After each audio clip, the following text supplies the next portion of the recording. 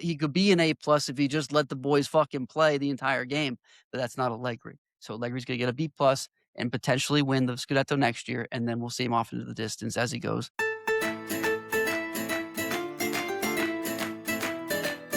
Ciao, Paisans! Welcome back. Welcome back. It's been too long. Another spectacular episode of Calcio Culture coming at you live. Today is February 17th. We've just had the end of match week 23, and boy, do we have an episode for you. Is it not 23? Is it 28? I think it's 25. 20. Yeah, I think it's no. We're on 20. 25 is done. Yeah. We just finished 25. Yeah. End of match week 25, but we're back at it. A little rusty for all you guys. It also is not the end. I'm pretty sure there's still one game left, right? No, that makeup's from a different week. Are we sure? No, I'm pretty sure. Makeup's different week. But that would put them at 25. Yeah, but it's technically Milan have a game 24. In hand. Como game in hand. In any case, Paisans, again, welcome back. We got a great episode for you today. A quick review of some Champions League action. Quick review of some very, very controversial refereeing calls over the weekend. But most importantly today, Paisans, we are going over top 10 manager report cards thus far. It'll be a great discussion. I'm here with both my co-hosts for the first time in a very long time, Vos and Mats. Vos, how we doing? Bad day to be a Serie A club in Europe, but I'm doing well, I guess. Well, you're doing bad because all your teams keep losing because every team is your team. Yeah, true. Good point. Not a good day for me, but I'm glad to be here. Happy to be back on Calcio Culture. Although, Logs, let's bring back this little qualm, right?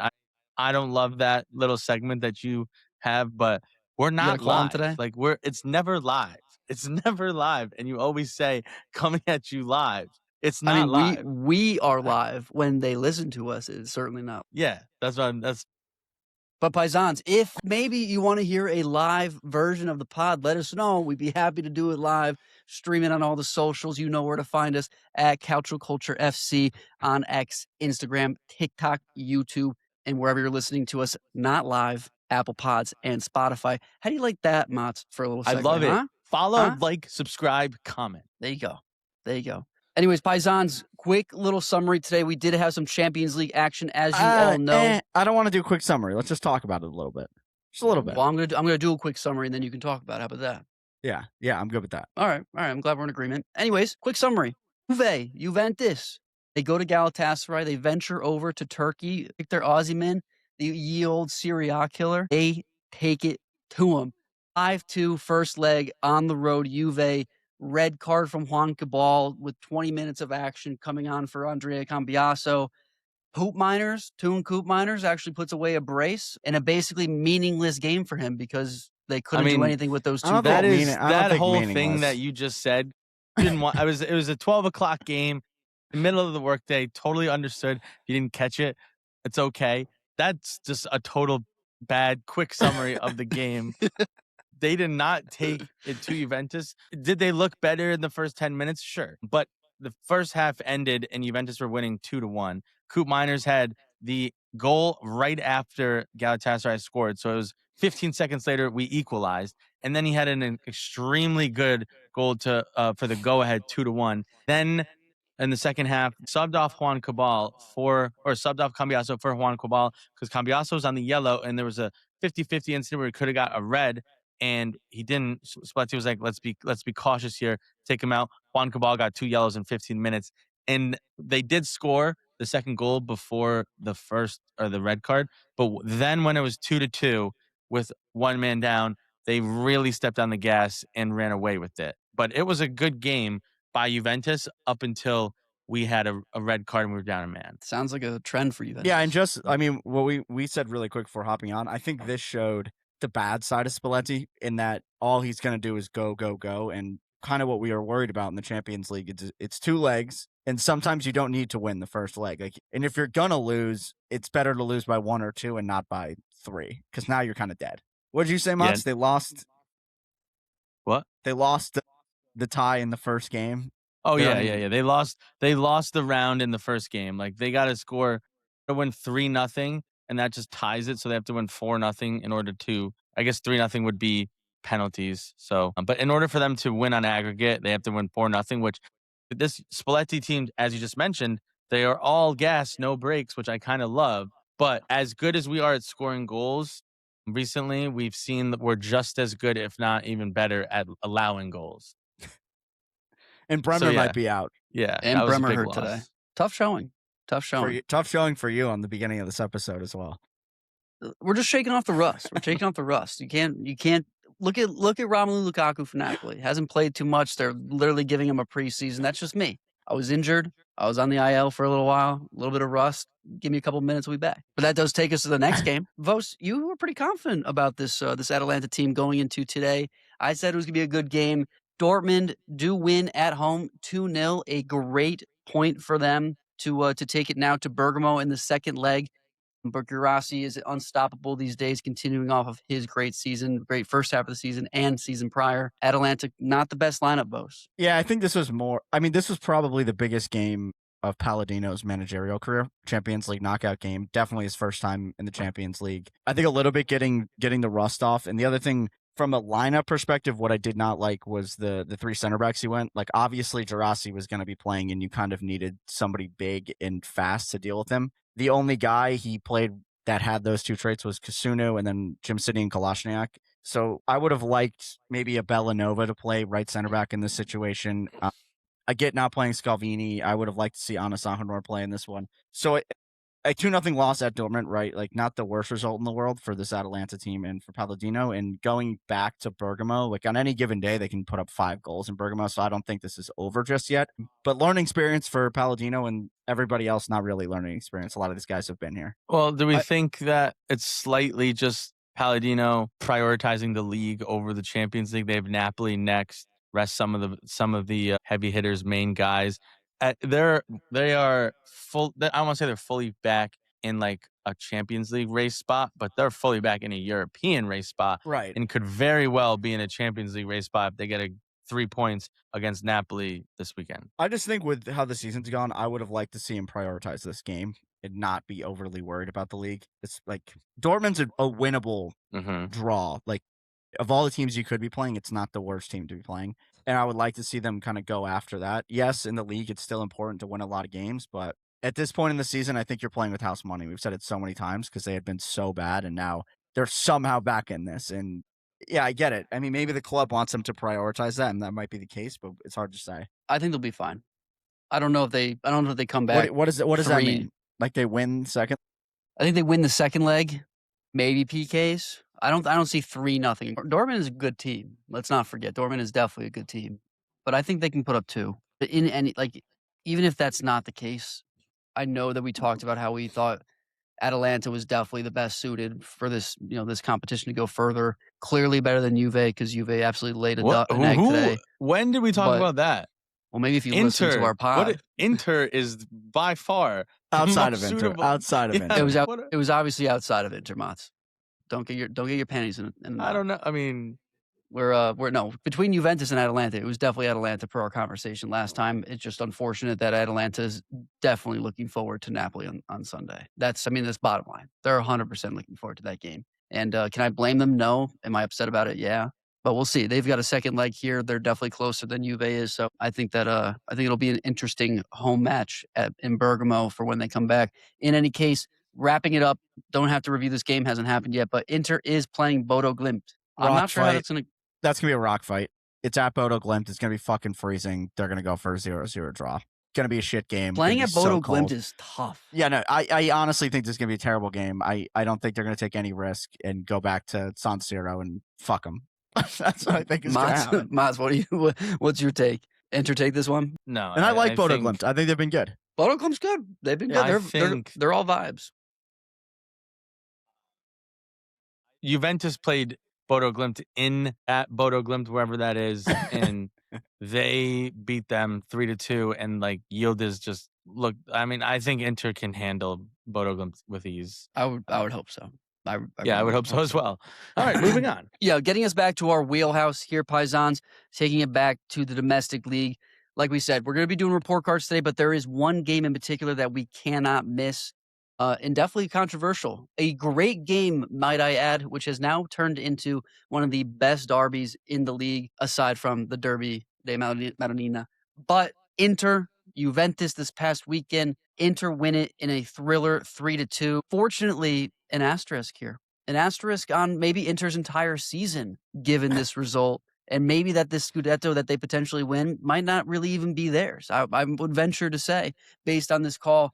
But late in the first half, we have Pierre Kalulu, ex-Milan man, definitely hates Inter, takes a shitty second yellow. Bastoni celebrates like he just scored a goal. It was honestly embarrassing out of him, but it was a ref show. It was an absolute ref show. Yeah. Kalulu barely touched him. They were in Inter's end. It was a really, really, really harsh call, and Bastoni went down from nothing.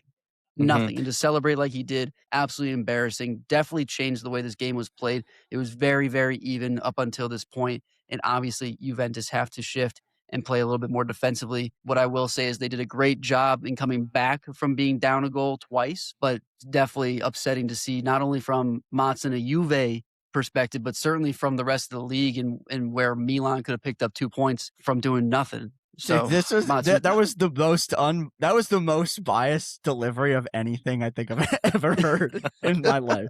Before Mods absolutely shits on it, what I will say, yes, it was the wrong call, but Kalulu should not have put himself in that situation. Like, it was really dumb, and that's why he pulled out of the challenge. He's like, this is a really bad idea, and then tried to pull out of it, and it was too late. And no, it wasn't. He pulled out of the challenge. I think but from the ref's angle, you can't really see it. Like, and you can't review it is the problem. That's a huge problem. That's what the rules should change. I think any red card offense, whether it's a second yellow or a straight red, should be reviewable at that point. Yeah, I agree that it should be reviewable. Listen, the ref's angle, I forget where he was standing, but he was relatively close to them. Now, I know that on initial look, Kalulu's putting his arm up, which is like basically blocking the path of Bastoni. But he quickly swipes it down.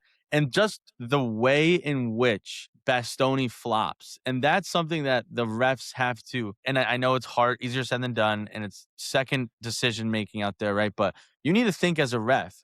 These players are doing gamemanship. Like, they understand who has a yellow card as well. And just he looked like he got shot. And then you look at it, and it was 2 fingers grazed his arm, and he looked like he got shot. And then the fact right afterwards, the reaction of him screaming, yes, and then requesting the card is basically just telling you, I just flopped in order to gain a very massive advantage for my team. It's a totally different story if it's an egregious tackle, or even not even egregious, much more 50-50. A foul. Much, or even more of 50-50 chance. That one was so not. And then just the reaction on Bastoni, I understand you're selling it, but like, from the refs, you have to think about it. Okay, he is obviously going to do that. Kalulu's already on a yellow. And then there's also, like, they said this at halftime, but you can't tell him to give a yellow. That's a card in and of itself. So my last thing I'll say about it is, in games like this, to Logan's point, this is the Derby d'Italia. This is one of the biggest games in the league. You can't, when we get people watching these games, and Inter Juve have been great games the last 3 or 4 times. And it was a great game, yeah. It was a great game. But the last 3 times I believe Inter Juve played, it's been 3-3, 4-4, 3-2, 3-4, getting goals, which is what people want to see nowadays. This still was a good game, but immediately it changes the entire outlook and the entire how this game is going to look for the rest of the game. And just deciding games on such big calls, that these types of games, you have to let the players decide it rather than the refs. And so I was very frustrated. The refs did come out and say it was a mistake on our end. Kalulu should not have gotten a red. So at least they acknowledged. And I think there's 2 pieces to this, because I don't even think necessarily, even if that is a foul, that's necessarily even a yellow card. I think the bar for what is a yellow card needs to be raised as well, because that play was like 15 feet outside of Inter's box. Like, it wasn't intentionally stopping like a dangerous counterattack or anything. Like, it was just a foul. Move on with the game. It's not a yellow card. So I think the bar needs to change there. And then number 2, I've been saying it forever, post-game yellow cards for flopping. That's the only way to stamp it out, and it makes so much sense. Nobody's going to like disagree on what was a flop. Like, it's so egregiously obvious. And I don't know how else you get it out of the game, because it's going to be impossible to police that during matches. It can only be done post-match. It's just impossible. Yeah. VAR can maybe police it in game, and then you have like a hockey scenario where it's like you take him off the pitch for X amount of time, but you can't. Then you'd have to stop the game for all flopping. Which is you that's can't do that. every like 1 minute. Then we're gonna be stopping play. Right, and you also the other thing here is like the what people don't like about VAR is because it changes the game itself. You don't want it to overbear, and I think to Vosa's point, you do it after the game and you rack up yellows. I mean, Rabiot has this problem right now. You count those yellows. I think 5 is when you get suspended. Like no one wants to get suspended, but if you rack up 2 or 3 from just flopping, like that's going to fall out of the game super quick. Yeah, I mean, if you think about it, Bastoni got a yellow in that game. He gets a post-match yellow. Bastoni in that scenario, you're now suspended. The way and Grella said this at halftime. That should have been Bastoni getting a red card because of the simulation and the flop and like the over-exaggeration rather than Kalulu. And then it's a totally different story, obviously. But like, so I would have preferred like that, just like you call foul and you move on. The second yellow has to be like he deserves this yellow card. Like that was such a 50-50 play, and then decided the game. The bar for second yellows is a joke. It's just if you commit a foul and you're on a yellow, like you're probably going to get sent off. It's partially because of how crazy the other team reacts every single time that person on a yellow just takes a nibble at someone's foot or something. It's like they go berserk. That how are you not giving a yellow? So then the pressure's on the ref to give him a yellow the next time that he does make a foul. But I will say, Inter still won the game and needed to also continue to win the game. The game was not over when the red card happened. Obviously, massive advantage for them, but they still got it done. So I don't think we can overlook that. Well, I would go as far as saying props to Juve. I mean, Juve made that game feel like they weren't down a man for the most of the second half there, and for them to keep in the game and bring it back to 2-2, even after Esposito's goal. I mean, I think it was Esposito the second or the third. Esposito was the second, and then Zielinski had a screamer to win the game. Esposito's goal, awesome. Luis Enrique's goal, dog shit. I don't know what degree. It was Cambiasso own goal is what they scored it as. Right, but okay, so Cambiasso's own goal, but in any case, degree just like not putting out both legs, not sure what's going on there.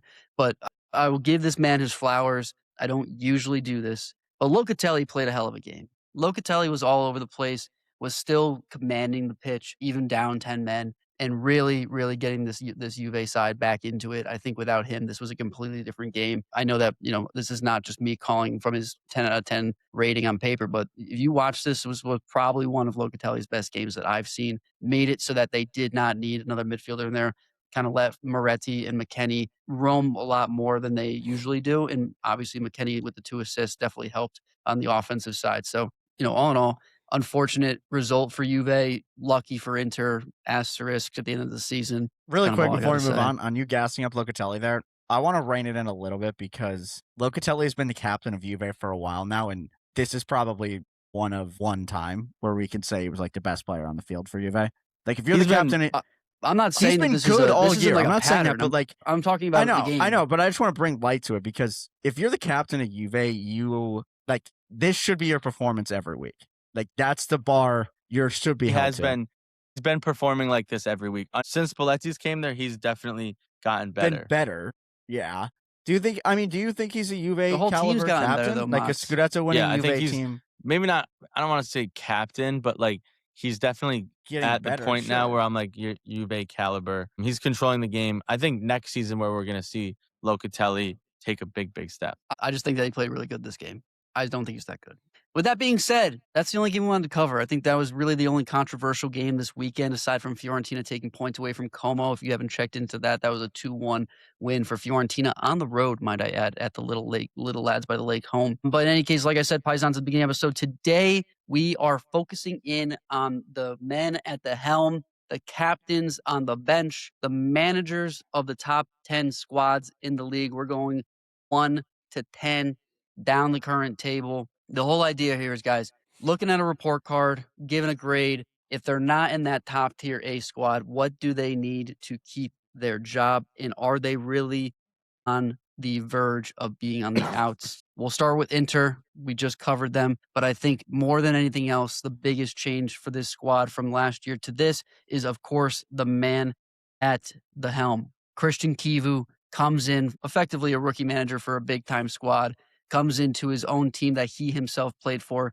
and has put on an absolute masterclass from my side, from my opinion. But Mats, since this was your idea, report card from you. Yeah, I mean, this is an easy one. It's a clear A for Chivu. Not gonna go too much into it. The one thing that I'll say is why it's an A is they are doing better than what Inzaghi was doing last season. At this point, they have, I believe, the third most amount of goals in Europe, only behind Barcelona and Bayern. They have like 15 or 16 more than the next team in the Serie A.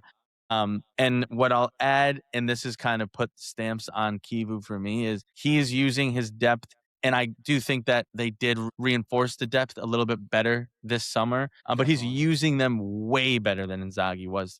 We came on here every week last year and stomped our feet while Inzaghi was running the same 11.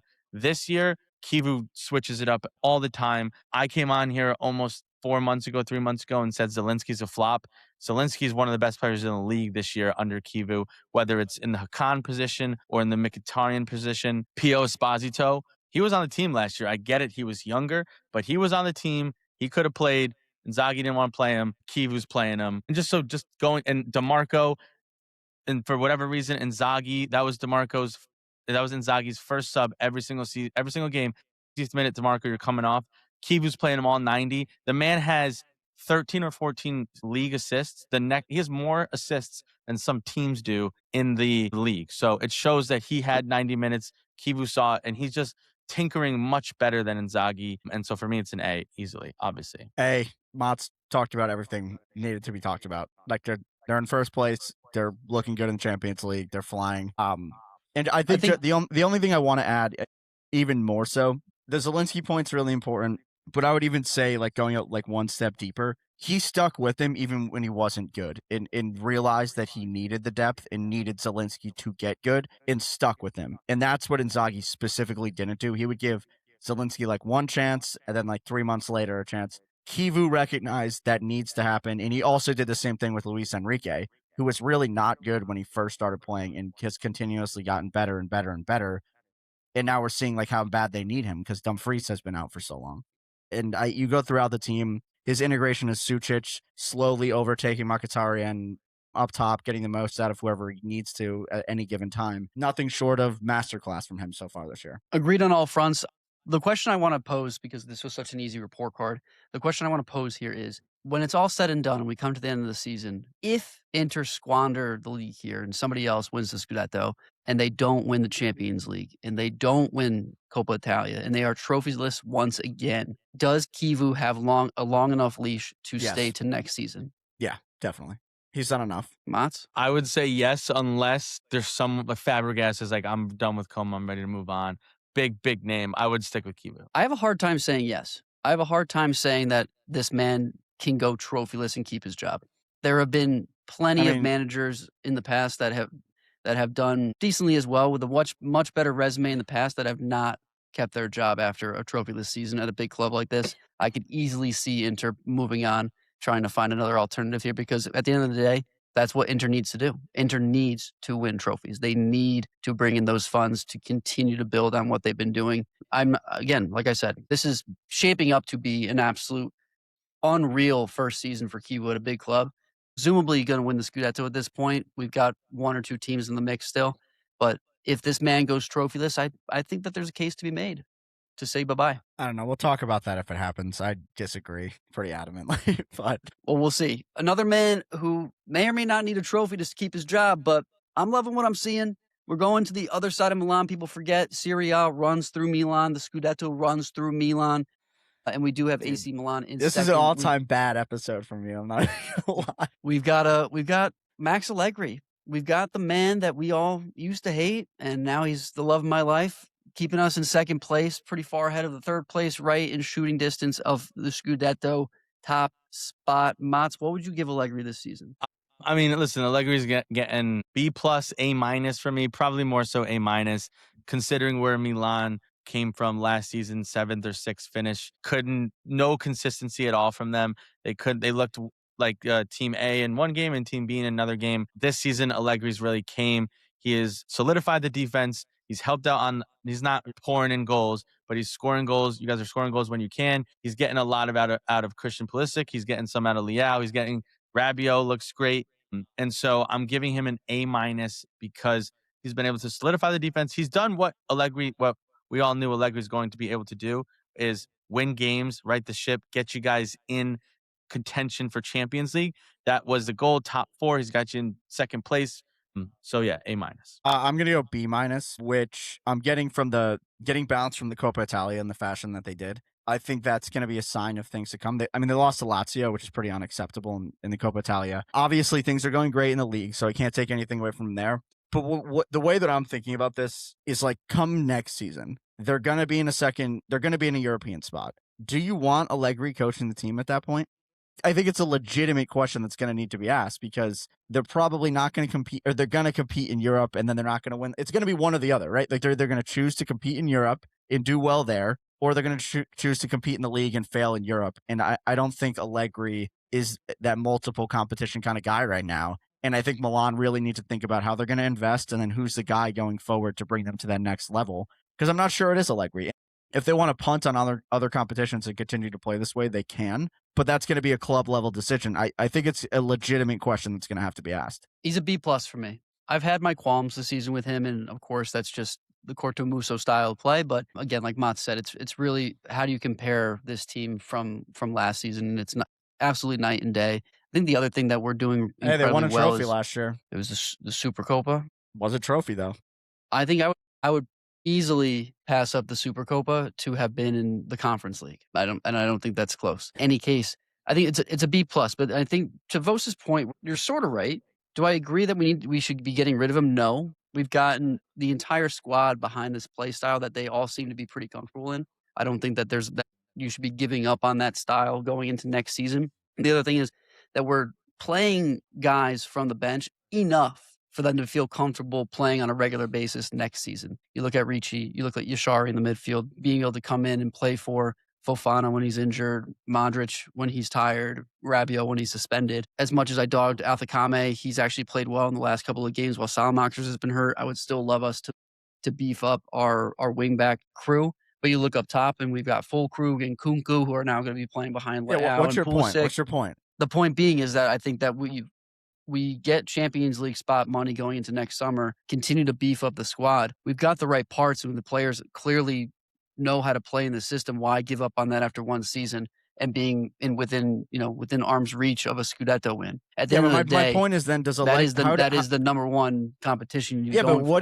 How are you reducing the gap then on Inter if you stick with Allegri next year in the league? Like you beef up the squad, sure, but what are you beefing? You don't drop points to newly promoted teams. Bottom line, if we play hypotheticals, I can't see the future. Can you see the future? How else do you want me to answer the question about next year? Yeah, I don't know. It's all hypothetical. Yeah, I guess. So my point being is, if you look at this season, and we don't tie Pisa, we beat Cremonese in that first game. We don't tie Sassuolo. Right, we're tied with Inter. Yeah, but I would argue that Allegri's style of play is going to always struggle against the worst teams. But that's what I've been trying to tell you this entire fucking season. When we are down a goal or we're trying to get a goal in the second half, here we go again. We play aggressively. We play aggressive soccer. I understand that. Soccer. I understand that.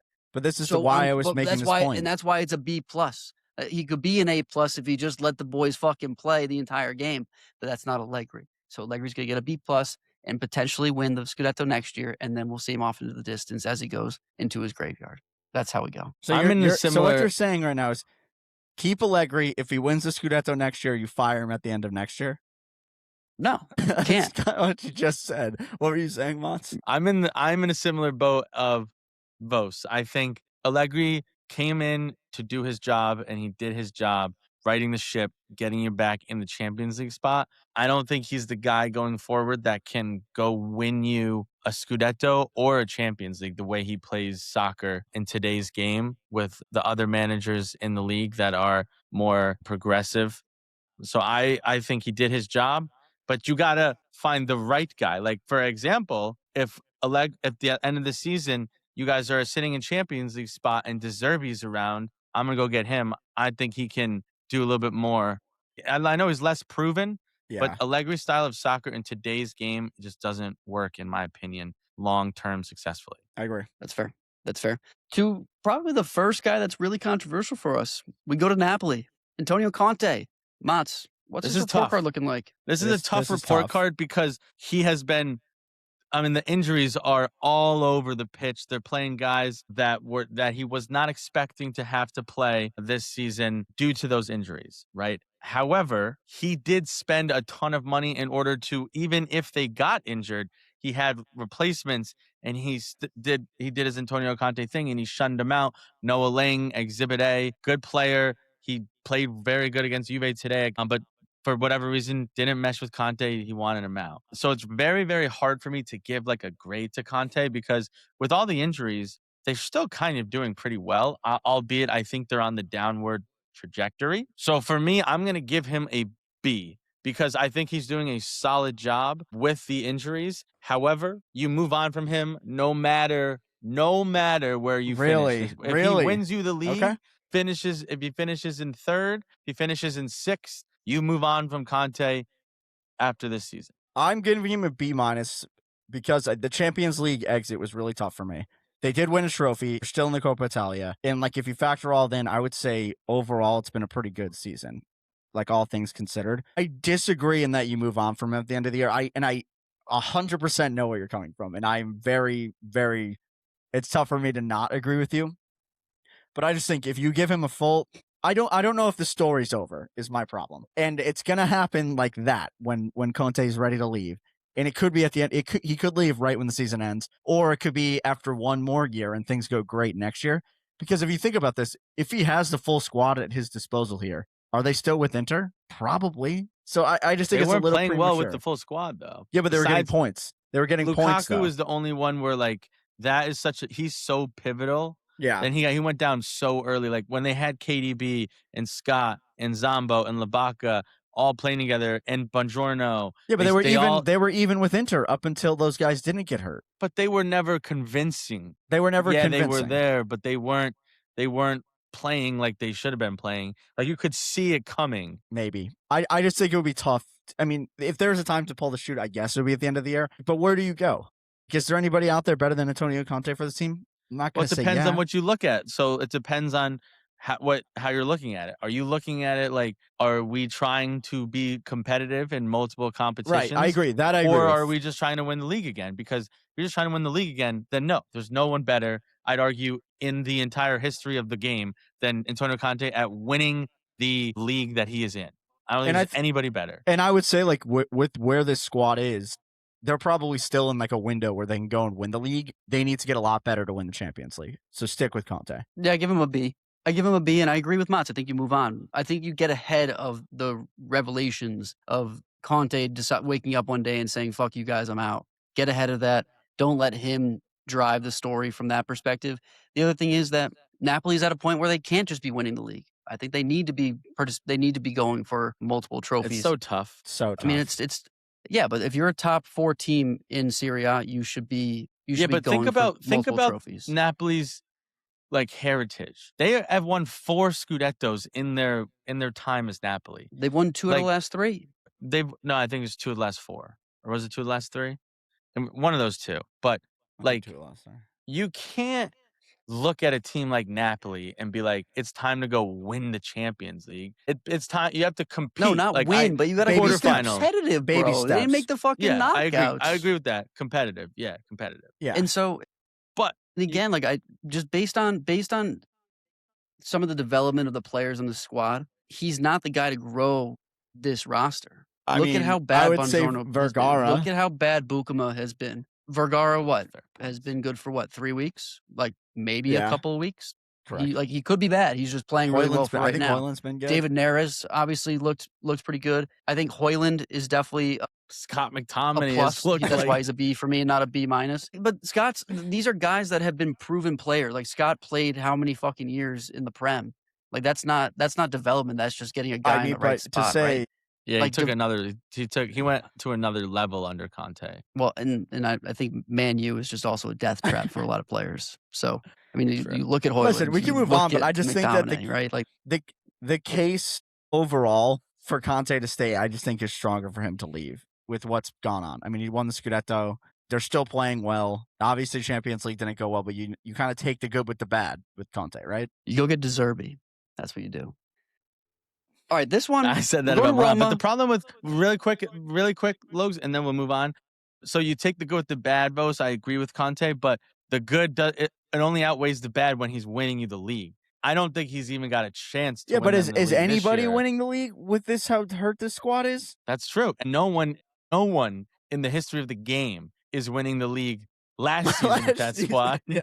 Besides Does a Conte. lot with So, a yeah. little. But I Does a lot with a still little. you got to know who you're in bed with. He Yeah. is a 2 to 3 year mercenary man. He already did his job. It's time to move on and find a guy who's like a 5 to 7 we can build with. I don't see him. where I disagree. I think there's never going to be a 5 to 7 year guy because of ADL. That's fair. We can move on. Is now. Gasperini a 5 to 7 year guy? That's the real question. Gasperini, Roma, 4th place right now, coming off a draw 2-2 to Napoli. Oh, so start with you. What's Gasperini's grade this year? A weird showing from this Roma one's throughout the season. tough. I kind of want to give him a B- as well, but I feel like it should be worse. But I'm gonna give him a B-, and you definitely You just don't went fire 3 him. B- in a row. Are you just giving that out willy nilly here? Even Yeah, think I about am. it. Because if you think about this, Roma are in 4th place. On like the best possible case scenario, they would be what, in 2nd or 3rd? So like he's not that far. No, I mean, is Roma the best team in the league? No. So that would be wildly overachieving. Are they the 2nd best team in the league? Probably not. And I think what the story of this year, yes, it's been Gasperini, but what I would say the bigger story has become, we grossly overestimated how good this squad is. I really think that's the core of this. Starting with the striker, it's clearly they don't have the solution. I think in the midfield, Manu Kone is not quite what he could be, or he could be good, but he hasn't shown it. His partner, whoever it may be, Cristante Pizzilli, like obviously there needs to be improvement there. Mancini is obviously done. They haven't had Angelino the whole year, but Wesley's really good. Like, this just isn't a Scudetto squad yet. That's the key of this. And having them in 4th place is a step in the right direction. You're on track to get into the Champions League. You're still competing in Europa League. You're still in the Coppa Italia, I believe. Fact checking myself. One sec. They're not in the Coppa Italia anymore. Tough for them. But still, I think he's done enough to show that he could be the guy going forward. I think they're going to put more money into the squad in the summer, and then next year's a prove-it year. If he doesn't really elevate the squad, then I think you jump ship. I think it's real tough. This is probably the toughest one to grade because, both to your points, 100% agreed. This is not a Scudetto winning team. It wasn't. They didn't bring in reinforcements for it to be. However, you do have to take into account that they didn't lose a game since like December of last season. That's true. And it's the same players just with a little bit of money that they spent, albeit they did lose Angelino, who was a big pillar of that team. And we knew and know what Gasperini is and how he turns water into wine and overachieves and punches above his weight. And he's not doing that here. So if you were to ask like a Roma fan, I think they would say he's underachieving. And so for that reason, I'm going to grade Gasperini with a C+. He's going to get my worst grade so far. But it's going to not necessarily for where they are in the table, because to your point, I think 3rd or 4th is where they were always going to end up. They were never doing 2nd or 1st. But why I give him a C+ is because things are not working and he's refusing to tinker. He is refusing to like listen to his staff. He's just doing the same thing over and over again. Now, where I will say recently it has changed is he had a transfer window where he was like probably stomping and screaming, I want some of these players. And the players that he's brought in the winter are doing very well. So now that he's got some more of his guys, it's going better for them and they're winning games, scoring goals. But because it's up until this point, right now I'm giving a C+ because I felt like Gasperini's been very Inzaghi last season for us, where we come on and we say, why is he not changing it? Why is it the same players? And also, albeit the man management. The man management has been bad. Terrible. Like Dovbyk and Ferguson. Yeah, just bitching about them for months. They'll score a goal and then he'll bitch. Like it makes no sense. But then you don't switch style of play or you don't switch anything at all. So for those reasons, I'm giving him a C+. I'm more with you, Mats. I'm giving him a C. I think that there's, the the man management has to be a huge part of this, and he continues to show that he's too stubborn to be flexible and to develop guys that he has, and he's just gonna bitch about not having the guys that he wants. I think that him being all happy-go-lucky now that he's got Daniel Malin in is rather overblown, because I do think that if he was an actual coach that he could have turned Evan Ferguson into what Daniel Malin is doing. I don't think that what Malin is doing is out of this world astronomically better than what the potential of a Evan Ferguson could do. Artem Dopik, very different archetype. But I think that for him to leave Atalanta and the roster and the project that he had built there to come to this Roma team and put up these kind of performances, very iffy performances. Again, they're in fourth. God bless them. It's been an absolute miracle that they're in fourth. I know that they have the best defense in the league, but when you have the best goalkeeper across the league, you probably should have the least goals scored. And so I don't think that that's on Gasperini to give him any credit there. This Roma side has been very lackluster for me. I've been very anti-Roma all season, but I think that part of that is just the fact that Gasperini is not the Gasperini that we saw before. I mean, he's used to making something out of nothing, and he's done nothing with this Roma squad, which I think has a lot of talent in certain places. At the same time, bro, they're in fourth place. Like, things take time. Things take time. So here's Atalanta the question. didn't, like, that project didn't happen overnight. Here's the question that I want to pose for you too. If Gasperini and Roma finish outside of the top four, do you keep him or do you move on from him? They fifth place finish. They're going to keep him. They're going to keep him. They should keep him. But I think to your point, Vos, Juve had a late start considering they still had Tudor. They changed their coach midseason. Atalanta had a late start. They changed their coach midseason. Como continued to shoot themselves in the cock week in and week out. Right? So you look at the teams below them, even Bologna, who hasn't won a game or they just won a game first time since God knows when, November, besides Verona. Who is going to push Roma down the table? Nobody. So I don't like that fourth place to me isn't as big as a normal season. Yeah, but results are results at the end of the day. And like your guy Allegri would say that more than anybody. Well, you gave my guy Allegri a B-, even though we're in second. Yeah.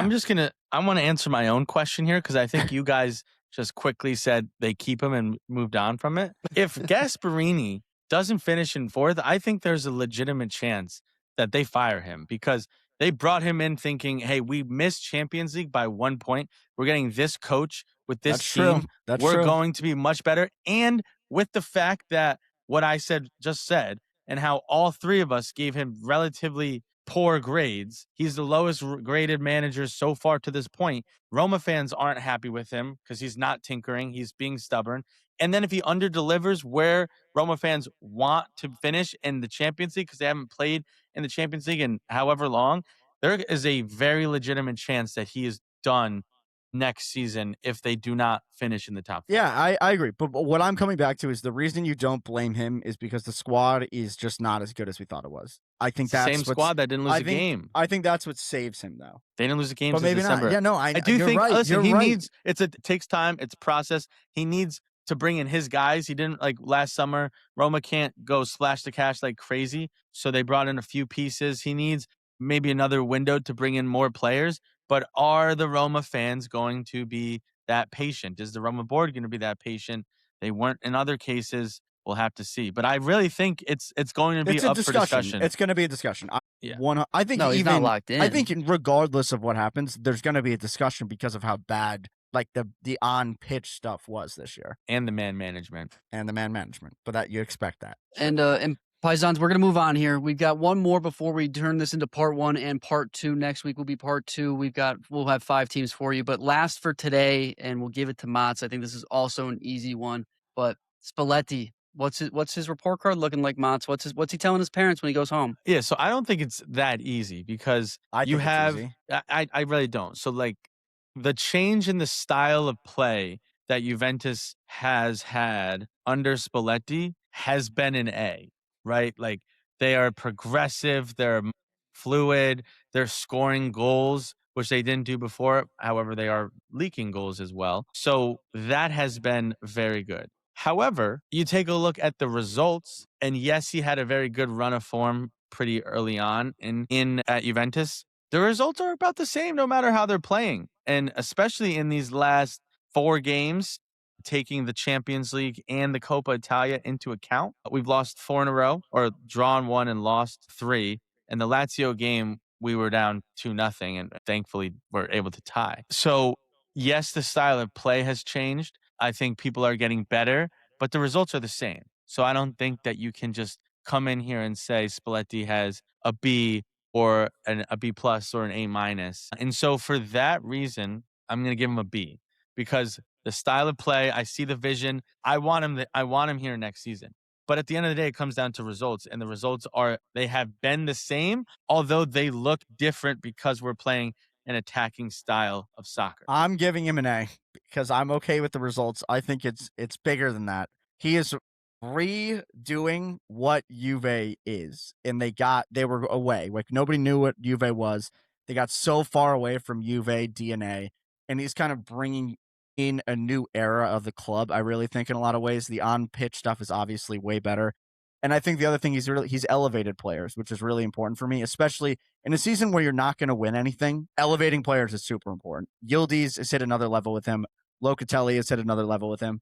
The other thing is like a lot of these players still aren't good enough to play for Juve at the end of the day, and that's always going to be hamstringing them. They're 1 point out of Champions League now. I think a lot of that has to do with Spalletti, to be honest with you. If they do make Champions League, I think it's fully Spalletti that made that happen. Yeah, I mean, I think he took over this club at a really low point, and they are no longer at that low point, and that's because of him. I give him a B plus. I'm going to split the difference between you guys because I really do feel like if you have to take two different lenses to this. One is the short term, and it's like, okay, last 10 games, you're 4-4-2. You lost to Cagliari, tie Monaco, get blown out by Galatasaray today.